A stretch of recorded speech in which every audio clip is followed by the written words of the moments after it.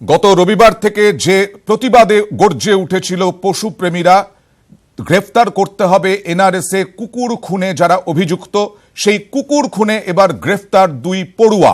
জেরায় অপরাধ কবুল, ফুটেজে চিহ্নিত দুই ছাত্রীর। আমরা যে ভিডিও ফুটেজ আপনাদেরকে দেখিয়েছিলাম, যেখানে নির্বিচারে মারা হচ্ছে ওই কুকুর ছানাগুলিকে, সেখানে যারা মারছে তাদেরকে চিহ্নিত করা হয়েছে এবং চিহ্নিত করা হয়েছে দুই ছাত্রী কবুল করেছে এবং অপরাধ কবুল করেছে ওই দুই ছাত্রী।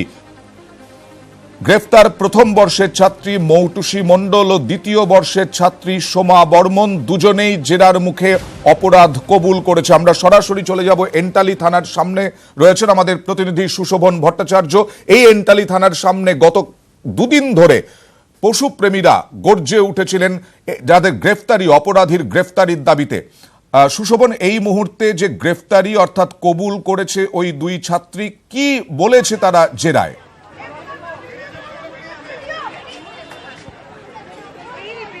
দেখো, সকাল থেকে তাদের জেরা করা হয়েছিল। প্রথমে কিন্তু তাদের যে কথা তারা স্বীকার করতে চায়নি, কিন্তু পরে দীর্ঘ সময় যখন যায় তখন কিন্তু সবশেষে তারা স্বীকার করে। এবং মৌটুসী মণ্ডল এবং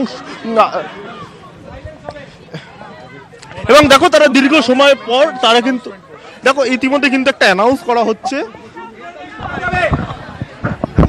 মূল যেটা বিষয় যে ইতিমধ্যে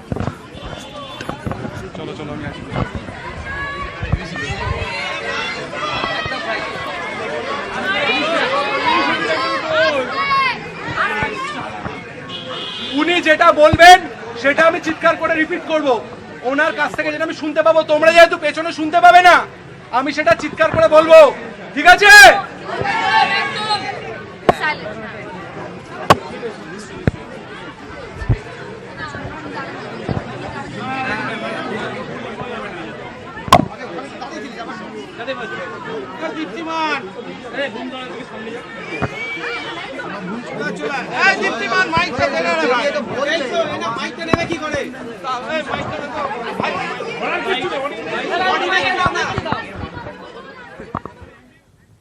ইতিমধ্যে মৌটুসী মণ্ডল, সোমা বর্মনকে গ্রেফতার করা হয়েছে। এনআরএসে কুকুর খুনে ধৃত দুই ছাত্রী, এনআরএসে কুকুর খুনে গ্রেফতার দুই পড়ুয়া। আমরা যে ভিডিও ভাইরাল হয়েছিল, সেই যে ভিডিও আমরা দেখিয়েছিলাম আপনাদের সামনে, সেই ভিডিওয়ে নির্মমভাবে মারা হচ্ছিল কুকুর ছানাকে, সেইখানেই চিহ্নিত করা হয়েছে এই দুই ছাত্রীকে এবং এই দুই ছাত্রী কবুল করেছে, অপরাধ কবুল করেছে, গ্রেফতারও করা হয়েছে তাদের। গত দুদিন ধরে বিভিন্ন সমাজের বিভিন্ন অংশের মানুষ গর্জে উঠেছিলেন প্রতিবাদে। আমরাও শাস্তি দাবি করেছিলাম এবং গ্রেফতারি দাবি করেছিলেন পশুপ্রেমীরা।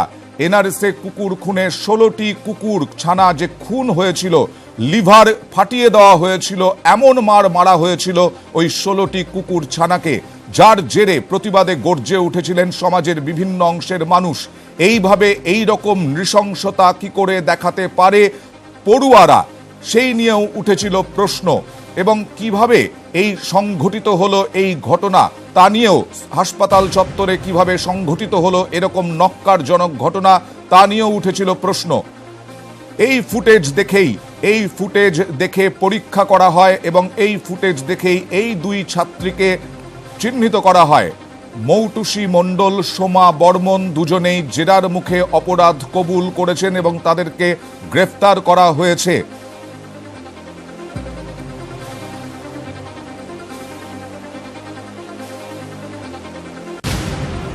গতকাল থেকে আমরা দেখিয়ে আসছি কিভাবে এন্টালি থানার সামনে কিভাবে দাবি রাখছিলেন, দিনভর অবস্থানে বসেছিলেন এই পশুপ্রেমীরা। এই ধরনের নক্কারজনক নারকীয় ঘটনা যারা ঘটিয়েছে তাদের শাস্তির দাবিতে, তাদের গ্রেফতারির দাবিতে এবং সিসিটিভি পরীক্ষা করা থেকে আরম্ভ করে বিভিন্ন রকমের জেরা করা হয়েছে পুলিশের পক্ষ থেকে। সেই তদন্ত 3 সদস্যের তদন্ত কমিটিও গড়া হয়েছিল হাসপাতাল কর্তৃপক্ষের পক্ষ থেকে। এই সমস্ত কিছু মিলিয়ে আজকে দুজনকেই জেরা করা হয়েছে। দিনভর জেরার মুখে অপরাধ কবুল করেছেন এই দুই, মৌটুসী মণ্ডল এবং সোমা বর্মন, এই দুই ছাত্রী। মৌটুসী প্রথম বর্ষের ছাত্রী এবং দ্বিতীয় বর্ষের ছাত্রী সোমা বর্মন দুজনেই জেরার মুখে অপরাধ কবুল করেছেন এবং তাদেরকে গ্রেফতার করা হয়েছে। প্রতিবাদ জানাচ্ছিলেন, দিনভর প্রতিবাদ জানাচ্ছিলেন পশুপ্রেমীরা। দিনভর গ্রেফতারির দাবিতে তারা অবস্থান করছিলেন গতকাল থেকে। গতকাল আমাদের এখানেও স্টুডিওতেও প্রতিবাদে গর্জে উঠেছিলেন পশুপ্রেমীরা, এবং সেই মোতাবেক একটা পশুপ্রেমীদের পক্ষ থেকে, সমাজের বিভিন্ন অংশের পক্ষ থেকে এই ধরনের ঘটনা কিভাবে ঘটানো হলো এর একটা বিহিত চাই, এইভাবে দাবি উঠেছিল। এবং 16 কুকুর ছানাকে যেভাবে পিটিয়ে মারা হয়েছিল, যেভাবে ময়না তদন্তে যেভাবে উঠে এসেছিল যে আসলে বিষক্রিয়া নয়, একমাত্র শুধুমাত্র লোহার রড দিয়ে পিটিয়ে এই 16 কুকুর ছানাকে হত্যা করা হয়েছে, খুন করা হয়েছিল, যাতে কোনো বেশিরভাগ কুকুর ছানার লিভার ফেটে গিয়েছিল। এই নির্মম অত্যাচারের ঘটনার প্রতিবাদে গর্জে উঠেছিলেন পশুপ্রেমীরা।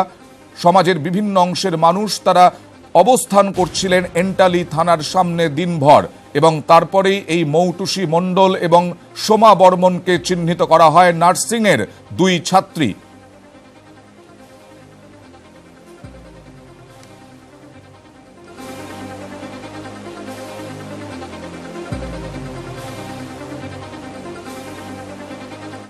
আমরা এই সংক্রান্ত খবর আরো আপনাদের সামনে বিস্তারিত তুলে ধরবো, তবে তার আগে আমরা চলে যাচ্ছি সুপ্রিম কোর্টে। হাইকোর্টের পর সুপ্রিম কোর্টেও ধাক্কা খেল বিজেপি রথযাত্রার অনুমতি দিল না সুপ্রিম কোর্টও। রাজ্যের আইন শৃঙ্খলার অবনতির আশঙ্কা অমূলক নয়। যে আইন শৃঙ্খলার অবনতির কথা রাজ্যের গোয়েন্দা রিপোর্টে ছিল, সেই আইন শৃঙ্খলার অবনতির কথা কার্যত মেনে নিল সুপ্রিম কোর্ট, এবং অবনতি হতে পারে এই আশঙ্কাটা অমূলক নয় বলেও জানিয়ে দিল শীর্ষ আদালত। পাশাপাশি শীর্ষ আদালতের নির্দেশ, রাজ্য সরকারকে নতুন সূচি জমা দিক বিজেপি, সেই অনুযায়ী সিদ্ধান্ত নেবে রাজ্য সরকার, তবে মিটিং মিছিল করতে পারবে বিজেপি। হাইকোর্টের ধাক্কার পরে আবার সুপ্রিম কোর্টের ধাক্কা, এবং রাজ্য সভাপতি দিলীপ ঘোষ, বিজেপি রাজ্য সভাপতি দিলীপ ঘোষ, তিনি বলেছেন যে সুপ্রিম কোর্ট যে নির্দেশ দিয়েছে সেই নির্দেশ তারা মেনে নেবেন। তারা ছোট ছোট সভা সমাবেশের উপরেই জোর দিচ্ছেন। আমরা সুপ্রিম কোর্টের যে নির্দেশ তা নিয়ে আমরা জানবো আমাদের প্রতিনিধি সুশীল পাंडे সঙ্গে কথা বলে। सुशील जी, क्या बताया कोर्ट ने? देखिए, सुप्रीम कोर्ट में फिलहाल स्टेट बीजेपी को कोई राहत नहीं मिली है। सुप्रीम कोर्ट ने ये कहा है कि अगर बीजेपी रथ यात्रा करना चाहती है तो वो राज्य सरकार को दोबारा अपना प्रयोजन भेजे। राज्य सरकार ये तय करेगी कि रथ यात्रा निकाली जाए या न निकाली जाए। वहीं सुनवाई के दौरान ये कहा गया राज्य सरकार की तरफ से कि उनके पास विजिलेंस जो रिपोर्ट आई है, उस रिपोर्ट के मुताबिक अगर रैली निकाली जाएगी तो वहां पर कानून व्यवस्था बिगड़ सकती है, क्योंकि कानून व्यवस्था बनाने की जिम्मेदारी राज्य सरकार के ऊपर है। तो राज्य सरकार ये बेहतर तय करेगी, और इसी आधार पर सुप्रीम कोर्ट ने फिलहाल बीजेपी को रथ यात्रा निकालने के लिए कोई परमिशन नहीं दिया है। जी सुशील जी, कौन कौन लीडर थे अभी, और कुछ बताया वो लीडर ने? जी देखिए, फिलहाल जो लीडर मौजूद थे वो सुप्रीम कोर्ट के इस आदेश के बाद मीडिया से उन्होंने बात नहीं किया है। उन्होंने कहा है कि हम अपनी पार्टी से बात करेंगे और ये तय करेंगे कि आगे की स्ट्रेटेजी क्या है। लेकिन जिस उम्मीद से स्टेट बीजेपी ने सुप्रीम कोर्ट का दरवाजा खटखटाया था रथ यात्रा को लेकर, फिलहाल रथ यात्रा के लिए स्टेट बीजेपी को कोई राहत नहीं मिली है, क्योंकि साफ तौर से ये कहा गया है सुप्रीम कोर्ट की तरफ से कि कानून व्यवस्था बनाने की जिम्मेदारी राज्य सरकार पर है। तो राज्य सरकार ये बेहतर समझती है कि वहां पर रैली निकालना सही होगा या नहीं होगा। लेकिन सुप्रीम कोर्ट ने ये आदेश दिया है कि स्टेट बीजेपी दोबारा अपना प्रपोजल स्टेट गवर्नमेंट के पास भेजे। स्टेट गवर्नमेंट ये तय करेगी कि उसका अगला आदेश क्या होगा। बहुत बहुत धन्यवाद सुशील जी। আমরা কথা বলছিলাম আমাদের প্রতিনিধি সুশীল পান্ডের সঙ্গে। সুপ্রিম কোর্টে যে ধাক্কা খেলো বিজেপি আবারও, সেই ধাক্কার পরে বিজেপি রাজ্য সভাপতি দিলীপ ঘোষের সঙ্গে আমরা কথা বলেছিলাম। তিনি বলেছিলেন যে সুপ্রিম কোর্টের নির্দেশ তারা মানবেন, তবে সুপ্রিম কোর্ট মিটিং মিছিল বন্ধ করতে পারে বলেননি, যার ফলে তাদের কর্মীদের মনোবল কোনোভাবেই ভেঙে পড়েনি। আমরা যাত্রা করলে বেশি জনসম্পর্ক হবে এই আশা করে যাত্রার পরিকল্পনা করেছিলাম, কিন্তু রাজ্য সরকার প্রথম থেকে এটা অনুমতি দেয়নি বলে আমরা বিভিন্নবার কোর্টে গেছি কোর্টের অনুমতি নেওয়ার জন্য, কিন্তু তারা পরিষ্কার বলেছেন যে আইন শৃঙ্খলা সামলাতে পারবেন না, তাই অনুমতি দেওয়া যাবে না। কোর্টও সেটাকে মোটামুটি ইয়েস বলেছে, তাই বিকল্প হিসাবে জনসভা ইত্যাদি কথা কোর্ট বলেছে, এবং বিকল্প আমাদের কাছ থেকে যোজনা চেয়েছে। তো যে নির্দেশ দিচ্ছে সেভাবেই হবে। বাকি জনসম্পর্ক করার জন্য যা যা বিকল্প আছে, জনসভা, আইন অমান্য আমরা করছি, পদযাত্রা ইত্যাদি, এগুলোই হবে। ভেঙে যদি পড়তো তাহলে তো আমরা কোথাও আন্দোলন সফল করতে পারতাম না। প্রত্যেক জেলায় আইন অমান্য সভা ইত্যাদি হয়েছে এবং সেটাও আগে হবে। রাজনীতিতে অনেক আন্দোলন বা ইত্যাদির বিকল্প থাকে লোকের কাছে পৌঁছবার, তো সেই জন্য একটা রাস্তা না খোলা থাকলে আর রাস্তা আমাদের ধরতে হবে। এটাই বেস্ট মনে হয়েছিল। বাকি তার অল্টারনেটিভ যা কিছু আছে সেটা আমরা গ্রহণ করবো, সেভাবেই আন্দোলন করে লোকের কাছে পৌঁছবো। অর্থাৎ মর্যাদার লড়াইয়ে হেরে গেলেও তার দাবি, দিলীপ ঘোষের দাবি, যে পরবর্তী যে কর্মসূচি, সেই পরবর্তী কর্মসূচি নিয়েই বিজেপি এ রাজ্যে রাজনৈতিক কর্মসূচি চালাবে। অর্থাৎ মিটিং, মিছিল, সভা করতে পারবে বিজেপি এবং সভা করবেও। আইন শৃঙ্খলা, আইন অমান্য, এই সমস্ত কিছু কর্মসূচি, আইন অমান্য কর্মসূচি সমস্ত কিছুই চালিয়ে যাবে বিজেপি। যদিও রথযাত্রা নিয়ে খুব একটা আশাতে ছিলেন না বিজেপি নেতৃত্ব, এটা এর আগেই দেখা গেছে, এবং রাজনৈতিক বিশ্লেষকদের মতে এই রথযাত্রা নিয়ে তারা আর ভাবছিলেন না। রথযাত্রা যে গাড্ডায় পড়ে গেছে সে কথা ভেবেই নিয়েছিলেন এবং অন্যান্য কর্মসূচি নিয়েই তারা আসলে প্রস্তুতি নিচ্ছিলেন। আজকে সাংবাদিক সম্মেলনে রাহুল সিনহার বক্তব্যেও তাই পরিষ্কার।